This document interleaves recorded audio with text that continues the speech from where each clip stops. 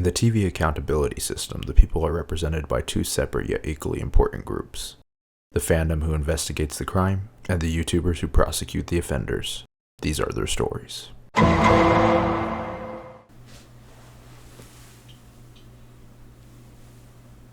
So, what do we have here? From what I gather, it looks like we have a dead Tolkien fan here. Here. To each their own. Definitely, to each their own. So, what do we know of the victim so far and how they became this way? It's just a hunch so far, but it looks like the main culprit here is Amazon and the Rings of Power. My guess would be that they turned on the TV to watch the new TV series, were expecting a faithful adaptation, and instead were bludgeoned with bad writing and a horrible adaptation of the material. Here you go.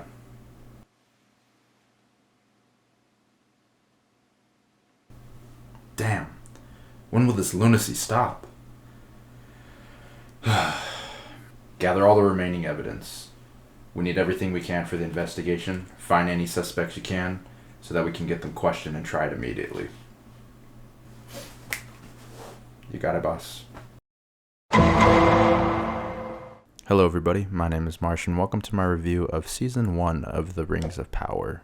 Before we get started, if you can like and subscribe, that'd be greatly appreciated, and let's go ahead and get right into it. So, for Season 1 of Rings of Power, to be honest, I was kind of struggling with how to go about tackling this review overall. I feel like if I wanted to, I could go back through and make multiple hours worth of content going through each episode one by one, but I kind of want to give this as a summary overall, not of each in-depth episode, but more of how they tackled each aspect into what we perceive to be a good show, and how they tackled the act of doing an adaptation of work. These two things sort of combine when you're looking at a show and you're looking to review it. So for example, if it's a show that's an original show and not based off of previous work, you don't really need to worry about an adaptation. But when a show is based off of prior work, I do take into consideration what the adaptation is and how it affects the overall show. The reason I take this into consideration is because there is two primary things, in my point of view at least, when it comes to an adaptation that you need to do. One's a lot riskier than the other, and one is a little bit safer. And sometimes a lot of failures are people who don't respect either or don't take the safe route. So what is that quote-unquote safe route? So the safe route when it comes to an adaptation is what I view as a loyal adaptation. So you have your general fan base, and for this example, your Tolkien fans. And you'll always have that fan base no matter what, as long as you're faithful to the material.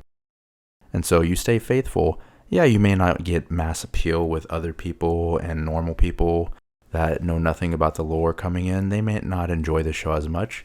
But if you make a faithful adaptation, you'll always have that core fan base, in this case of Tolkien fans, that will watch the show and enjoy it for what it is because it's a loyal adaptation of the works that they haven't seen brought to light on the screen yet, in the case of Rings of Power. And then there's the second way of doing adaptation, which is obviously what Amazon more went for.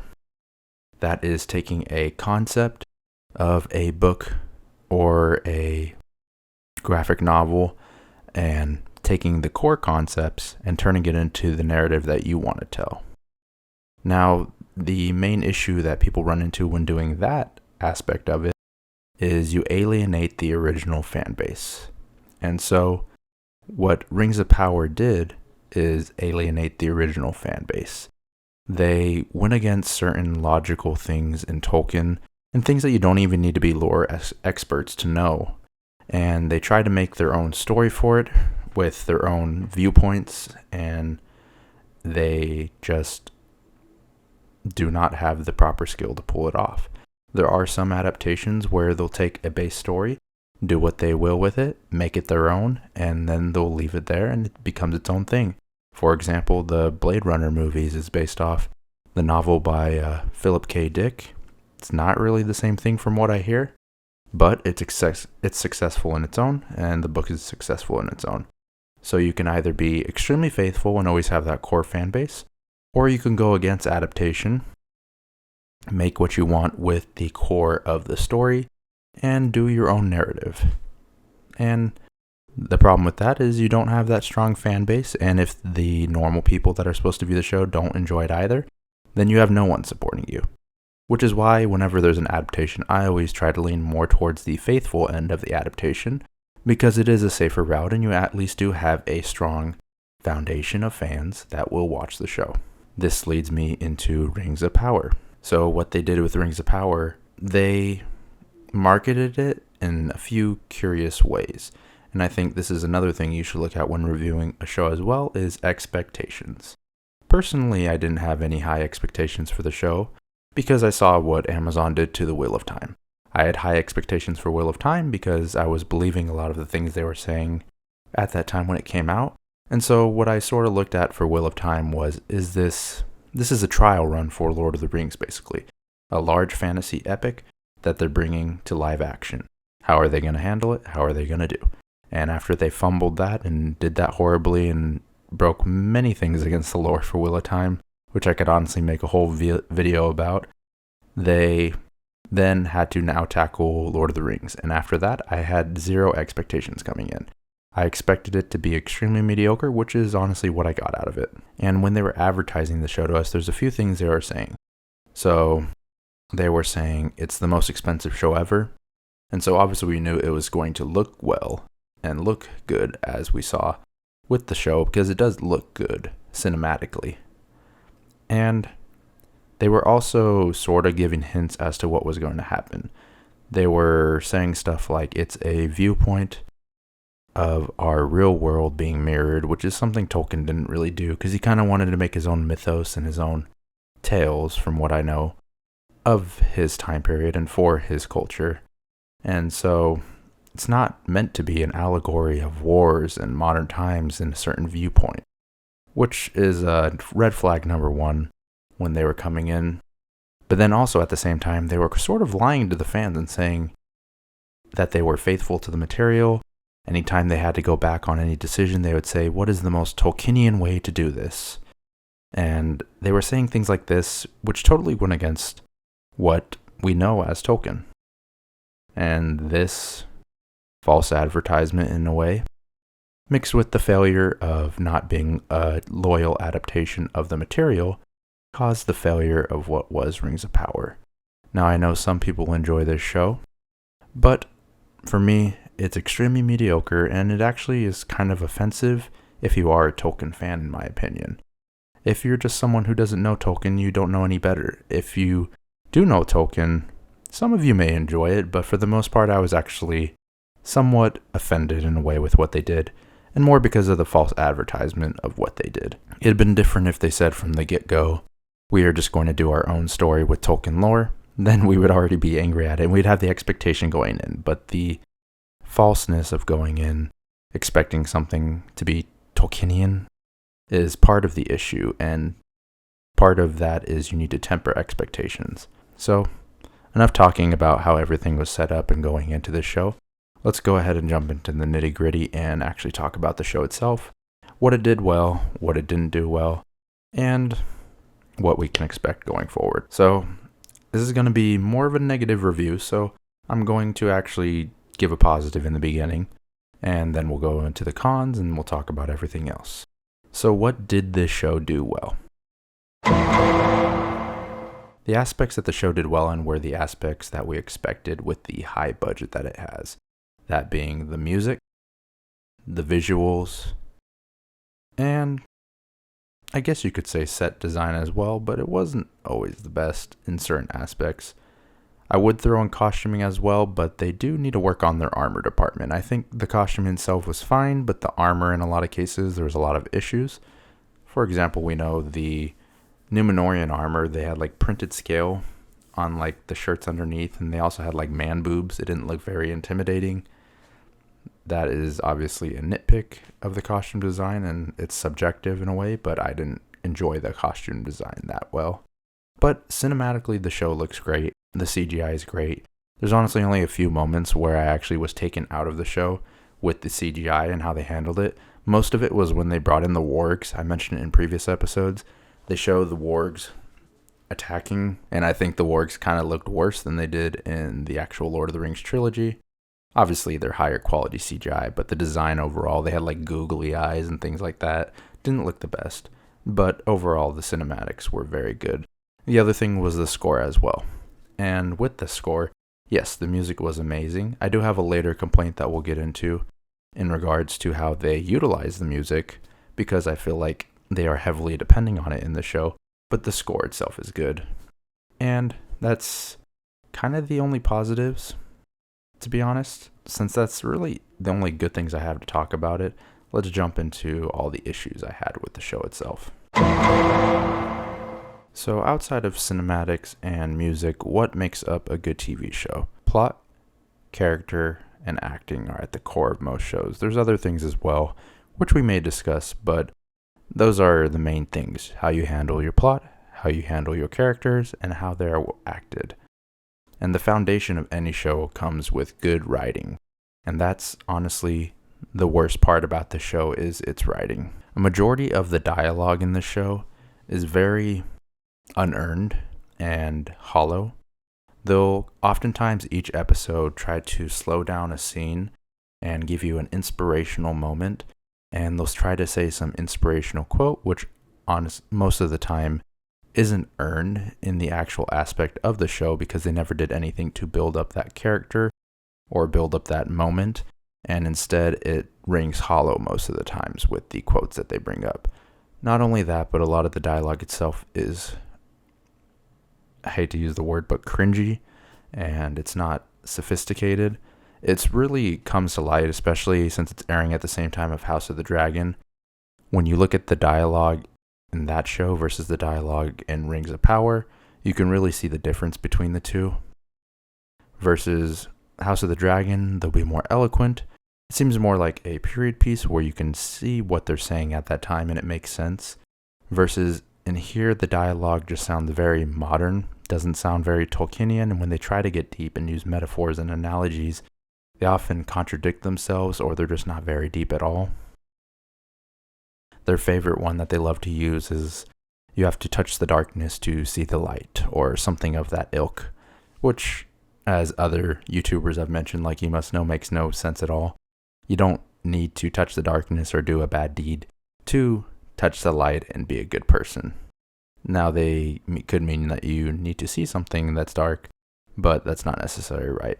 And other times they'll try to have these like mottos and things that happen, such as the sea is always right. That happened for like 3 episodes. They were quoting the sea is always right, the sea is always right. And it just makes no sense, honestly, especially in the aspect of everything. Let's say, for example, Elendil picked up Galadriel out of the water. He states he picks her up, and then later in the season he's saying, I wish I never picked her up in that boat and all this stuff wouldn't have happened. Meanwhile, in episodes before, he's saying the sea is always right. Didn't the sea technically bring her to you? So isn't it the correct thing? So you shouldn't be questioning the sea? I don't know. It's a really dumb quote, one that really stuck out. Other times they'll also try to like be inspirational and give these characters speeches that just make no sense. The famous Galadriel, I have a tempest in me, randomly as she's screaming at a bunch of people because she's not getting her way. And that brings us to not only the bad dialogue, but the way they handle their characters with the dialogue. So oftentimes with their characters, they'll try to build up this person to have inspirational moments and have like gravitas. But most of the times, none of it's well earned. Part of that is because how they set up the story itself. We don't really see the characters do anything. The story's very, very slow when it comes to the plot. One analogy that I heard, which was from, I believe it was the Bookborn channel. I was watching her review. She said it's like getting a piece of butter on a piece of toast and spreading that thin piece of butter all the way throughout the toast. They're taking a tiny thin piece of butter and trying to spread it throughout the whole piece of bread. They do this plotting, slow, methodical thing, and it was fine in the first 2 episodes. I remember oftentimes with a lot of people's review, they reviewed the first 2 episodes, like that was mediocre, but they're building up. It's okay to have this slow pace as long as stuff happens. And nothing really happens in the show until the last like 30 minutes of the actual show. And because of that slow, methodical pace where nothing happens, it doesn't feel well rewarded when you get to that final episode. So going off what I said about nothing really ever happening in the show, that's sort of basically the main issue. Their own plot holes and contrivances that they made up cause none of the events to actually matter of what actually happened in the show itself, and a lot of the events that do happen just don't make sense. For example, one of the plot lines that they tackle, which is one of the better plot lines emotionally in how it's written, is that of Durin and Elrond. In this plot line, essentially, Elrond is sent over to the dwarves because he's working for Celebrimbor and he's trying to help. They don't really explain it at all, but he's trying to help Celebrimbor craft the rings eventually. But that's not the original intention. He's just there to help and spy on the dwarves, basically, for Celebrimbor, but he doesn't know that. But he goes there, and because of this so-called disease that the elves are going through, his job is to basically break his promise with Durin and reveal the secret about the Mithril. Now, this was a whole issue in itself, them tying Mithril to the life essence of elves, because this was never in the lore, and it also causes a major plot issue with the dwarves themselves, making the whole plot line kind of useless. So basically the whole plot line is Durin and Elrond tackling their trust between each other and then embracing their trust and friendship, finding the mithril that can help the elves survive, and then Durin being challenged by his father because his father does not want to mine for the mithril because it's dangerous, and the rift between the father of Durin and then the rift between Durin's father and himself, and everything that happened with that. And a lot of it was well done. The acting was pretty good, and it was some of the more emotional pieces of the actual show itself. The main issue I have with it is they try to make mithril seem like an item that will save the elves because of its magical properties that they put into it randomly. But they basically give no mithril to them. And so the elves only have a tiny little rock of mithril, which they could have gotten like at any point. But they don't get any help because the dwarves refuse to help them. So they ruin their chance at actually doing something proper. Because when it comes to the dwarves, we all know that Khazad-dûm is going to happen in Durin's Bane, where they get so greedy mining the mithril that they wake up the Balrog, and then the Mines of Moria becomes a thing because everyone gets killed in there because the Balrog was awoken. And so originally that happened because there was greed in the dwarves' hearts and they just wanted more and more. And so the way that they were seeming like they were setting it up this time was that they're mining the mithril to save the elves, and then that's going to awaken the Balrog and cause Khazad-dûm. And no, they just shut it down, and they didn't do that route. It would make more sense if you're going to pursue it that way, because then you have a reason for them mining it, is because they're trying to save the elves. And so out of the kindness of their heart, they get killed by the Balrog trying to save the elves, and it could cause a hatred between dwarves and elves that way as well. So even if they go off their own plot contrivances and how they set it up, they could have done it in that way at least. But no, they had the dwarves say no and refuse, which caused a great dramatic moment between Durin and his father, of course. But it made no sense in the end, because when the rings were crafted, these 3 rings are going to save all the elves. I guess their explanation is they have like an area of an effect, I guess, which would explain why Elrond is going to have to be in Rivendell, and then Galadriel will have to be in Lothlorien, and I guess not Celebrimbor, because I thought Galadriel's husband has the 3rd ring. I don't remember. Correct me, let me know who has the 3rd ring. But they basically made the whole dwarven plot line mute, because either way, that tiny rock Durin could have given them, and we wouldn't have needed to go through any of this. They didn't need all the veins in the mines, so how are they going to explain the greed of the dwarves in like a quick thing? Is Durin just going to show back up and be like, oh, I want mithril all of a sudden, I'm a greedy little boy? Like, how are they going to do that? And the worst part about that is the dwarven plotline was the best plotline in the story, at least acting and writing wise it was. And so they made it mute with their own writing, and they went against itself because they wanted to make mithril a magical element that's needed. But then the elves didn't even need that much mithril, so what was the point of trying to get them to mine everything? That's just one of the examples of how they are poorly handling a lot of the situations in the show. Another example would be that of the Stranger and the Harfoots. It's almost unanimous with everyone that I hear talk about the show that nobody likes the Harfoots. They're basically useless, and even to a point the Stranger is useless as well. The Stranger was interesting in the beginning because of the mystery around who he was, but as we learned who he was, no one cared anymore, and eventually he just turned into a red herring for Sauron, which was already blatantly laid out in front of us who Sauron was going to be, which made the red herring at the end useless. All the development of the Stranger useless as well. We didn't really need to see him at all. There was little no point for him to be there except be a red herring, because the Stranger being Gandalf, we knew he's not even supposed to be in this time period in general, because he has to come back and sail back to Middle-earth as Gandalf. And so there's literally no point in him being there except to be a red herring, which they don't even bring up the possibility of him being a red herring until the final episode. But anyone who knows anything about the lore knows that he is not Sauron. He's one of the wizards. That the only thing we were trying to figure out is which wizard. But no, instead they play him as the Sauron red herring with the priestess Sauron. Not to mention the whole Harfoots shouldn't even be there in the first place because there's no hobbits in the Second Age. But they're not hobbits, they're Harfoots. And technically no one mentioned the Harfoots, so it doesn't mean that they didn't do anything, is what the writers of the show said. And so it's just things like this that are just stupid, because they could have cut out so much from that plotline.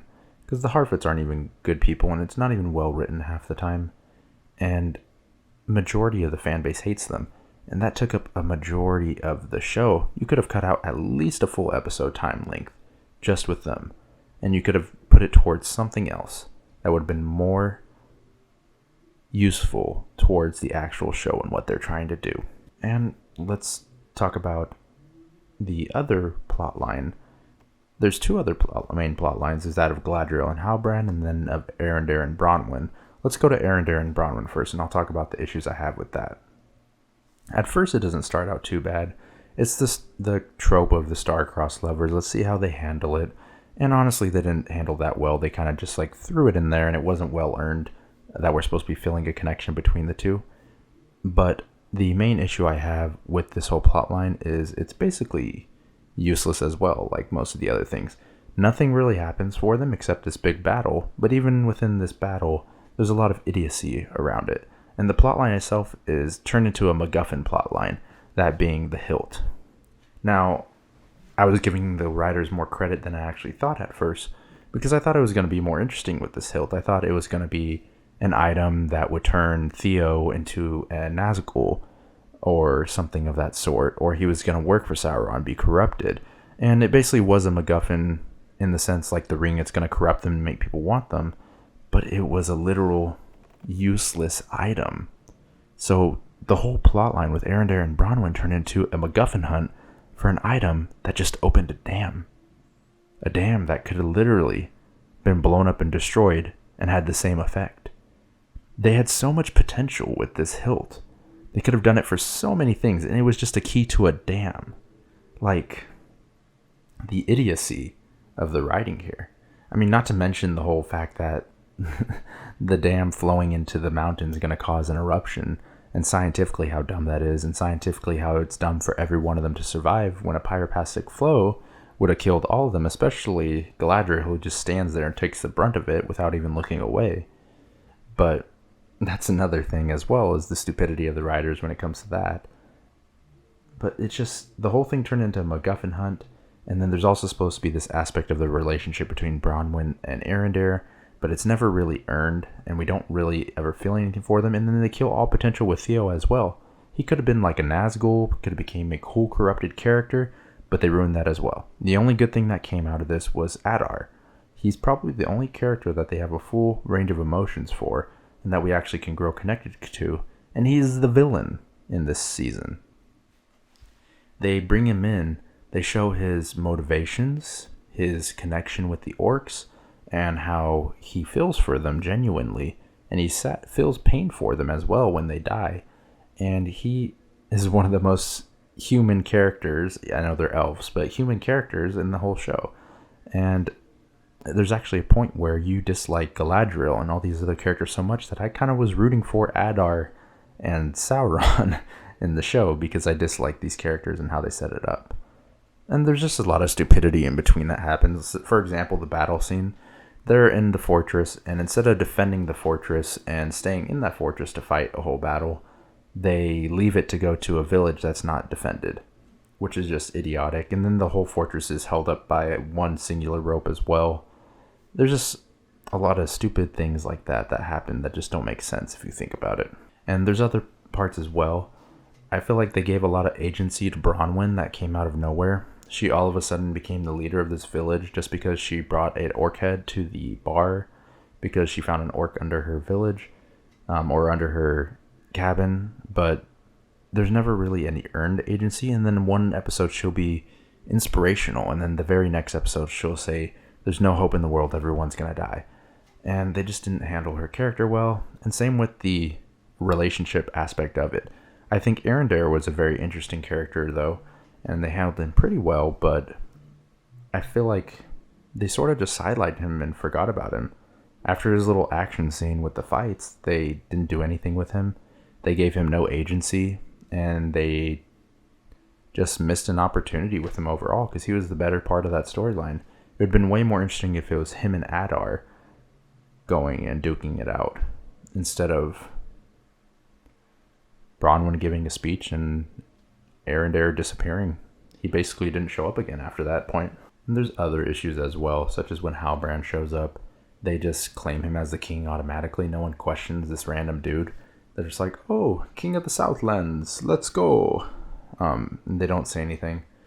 But, I mean, I've already harped on a lot of it. I'm not going to go into detail on everything. Lastly, though, the story between Galadriel and Halbrand. Oh, where do I start with this one? The main issues I have with this story also lead into that of the final episode and the crafting of the Rings of Power. I'll talk about the storyline first, initially, and then go into the issues I have with that and how they could have handled it. A lot of the issues center around Galadriel herself. She is one of the most unlikable characters in this show, and in a show that I've seen in a while. So, with Galadriel and Halbrand, the whole point of it is supposed to be, in Tolkien, Halbrand is supposed to be a deceiver. He's supposed to trick the people around him to do what he wants. But the show turns into Galadriel forcing Halbrand to do everything she says. She forces him to come to Numenor, or to stay in Numenor, and she forces him to pretend to be the King of the Southlands, forces him to go to Middle-earth as this so-called King of the Southlands, and forces him in a way, because he has to get elven healing, to go to Lindon to get healed. Everything she does forces Halbrand to do everything, and she basically took no deceiving from Halbrand himself. He wanted to stay in Numenor as a smith, and instead she forces him to leave. And then due to his injury, he has to go to Lindon, and then he turns into the deceiver all of a sudden. But then they didn't even satisfy him. They didn't even make him a good deceiver in a satisfying way. They honestly could have spent a whole season with just Halbrand pretending to be, or turning into Sauron while in Lindon and convincing people that they should make the rings. It could have been a literal whole season of political maneuvering, deceiving people, and doing all those things. But instead, we have him going to Celebrimbor, who's only been in there for like 2 minutes throughout the whole season, so we don't even know who he is if you don't know what the lore is. Like, how am I supposed to expect a casual watcher to even know who Celebrimbor is? When he was mentioned in the first episode, showed up for 1 minute in like another episode, and then he's all of a sudden back here. He goes to the Master Smith, and he tells him, well, maybe you can make an alloy. Because apparently the greatest elven smith, or the second greatest elven smith, doesn't know what an alloy is. Oh, and he's like, consider it a gift. Because, as we know in the books, he's Akatar, or Anatar, giver of gifts, or something like that, the deceiver. And it's just poorly rushed at the end to do these last 30 minutes where the rings are created. But it just goes against everything with the lore. And even taking away the lore, the way that they set it up in their own world isn't well written, because everything is set up by Galadriel, and essentially she learns in the end that he is Sauron, and so they go through this thing where he reveals that he's Sauron to her, but during that he like proposes to her and says, "Be my queen," even though she literally has a husband, and they try to ship it. And so they're making it to where Sauron is Sauron and is evil because Galadriel turned him down, and he only got there because of Galadriel. He was trying to be a better person and become a smith in Numenor, but Galadriel forced him to pretend to be a king, forced him to come to Lindon, and then forced him to basically become Sauron because she turned him down. It's so stupid. It's like the nice guy meme, like, oh, I'm a nice guy. If only nice girls dated me because I'm a nice guy, and then they get turned down and they're like, oh, F you, B word, and stuff like that. And they turn into a really like rude person, even though they're a nice guy. That's basically what they did with Sauron. Sauron is a dude that got mad, a simp that got turned down, and so now he's angry at the world. And they didn't even do the deceiving very well. The other thing that doesn't make sense is why is Galadriel forcing them to make the rings after she knows that it was something that was influenced by Sauron itself? They should have avoided that or tried to find another solution. Makes no sense at all, especially since those rings were made in secret. They're not supposed to be known about, but she trusts it anyways. And even with Elrond finds out as well and doesn't say anything either. And so it's just like, oh yeah, let's just make these rings of power for no particular reason the last 30 minutes and not explain anything about it very well. It's just very poorly done, even in its own world. They basically placed everything on Galadriel, making her a horrible character. Everything is basically her fault, and it was honestly character assassination in a way. I don't know what else I can go into detail on it. There's just so much to talk about it. I could literally make like an episode, 1 hour episode breaking down every single thing they did wrong with Galadriel's plotline alone, and then going, and that's not even necessarily lore stuff, just bad writing and plot holes in general. And going into it, I'll leave it there with saying they handled it poorly. It should have been presented more, especially in the end when they're creating the rings. They should have had a few episodes to build up the deceiving, because they could have honestly spent half a season to a season just with Sauron deceiving Celebrimbor and all the elves to make the rings. That would have been more interesting than what they gave us. But no, they rushed it into the last 30 minutes, and they made all these things happen in the last 30 minutes, but it's not earned at all, because we literally had nothing happen in the previous 7 episodes. Nothing substantial happened, aside from Mount Doom exploding, which was already stupid with the way they handled it, with a MacGuffin questline, basically. And so, to summarize all of that, basically, you have the Harfoots who shouldn't exist, and they're the worst people and no one likes them. You have Galadriel, who is a horrible character, and majority of people don't like her. She's very brash, doesn't come off well, and everything is basically her fault for everything that happens in Lord of the Rings, because she's what turned Sauron evil, apparently, because he was going to be a good guy. And then you have Sauron being a simp who is evil because he got turned down by Galadriel. And lastly, you have Durin and Elrond, which is one of the better storylines writing-wise, but makes no sense in the terms of what they did with how they gave agency to Mithril, and how they basically were not needed at all because all they needed was the Tiny Stone. They could have left it all out after that, and there would have been no issues with the dwarves. They could have just been secluded again and let it all happen. So those are my major complaints about the plot and story. We went super into it, I know, and it was turned into a rant for the most part. I apologize about that. But there were a few other things I wanted to mention as well before we call it. The other thing I wanted to mention, which is what I mentioned earlier as a pro, was the music. Was this show immensely leaned on the music as a crutch. So oftentimes when there was emotional scenes and they wanted us to feel something, cue the music in the background. I don't think there was ever a scene where there was just silence and ambiance. The thing with music in TV shows, yes, it's great for making emotions swell in someone and pulling at the heartstrings, but also you need to know when you just need ambiance and let a scene play out with that awkward silence.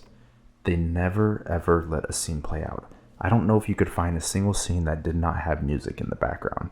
And honestly, that's kind of just amateuristic by the writers and the showrunners on how they handle that and made the show. And not to mention, it was oftentimes the music just like giving you a cue, feel sad. feel triumphant, feel this way. And it just never felt earned with what they developed in the whole show. And instead, they were trying to force us to feel emotions through the music. So even though the music was great, they were leaning on it like a crutch and trying to use it to tell us how to feel, instead of letting the actual writing and dialogue do the work. And I just realized as well, I didn't even go into it about Numenorians, because a lot of the Numenorians are inconsequential.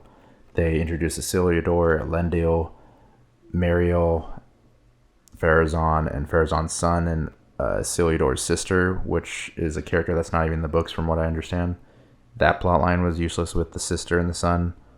Isildur having the fake death with Isildur, even though we know he's going to be alive for Lord of the Rings, so there's really no tension and we know he's alive. And then the whole thing with Numenorians in general, they're just very disappointing. It reminds me of another complaint I have, is that of they don't know how to handle size and scale in the show. So the first time I noticed it was when they were in Numenor, and they have the Smith in Numenor saying the elves are gonna take your jobs, like in South Park, and they're like, we're gonna take your jobs, and they're complaining to like a mob of people, and it's like 10 people in a courtyard, but it's supposed to be like this big speech to like a whole group of people, but it's like 10 people there. And this continues, like even in the Southlands, they're like king of the Southlands, and it's like 10 dudes cheering for like one person. Or even when like they do have a battle eventually with the orcs, we see like 1,000 torches coming towards them. And then if you look at the battle itself, you see like 20 orcs die, and a lot of it off screen that we don't even get to see. And they claim that they killed all these orcs, but then there's like 20 people who actually died in this tiny little village.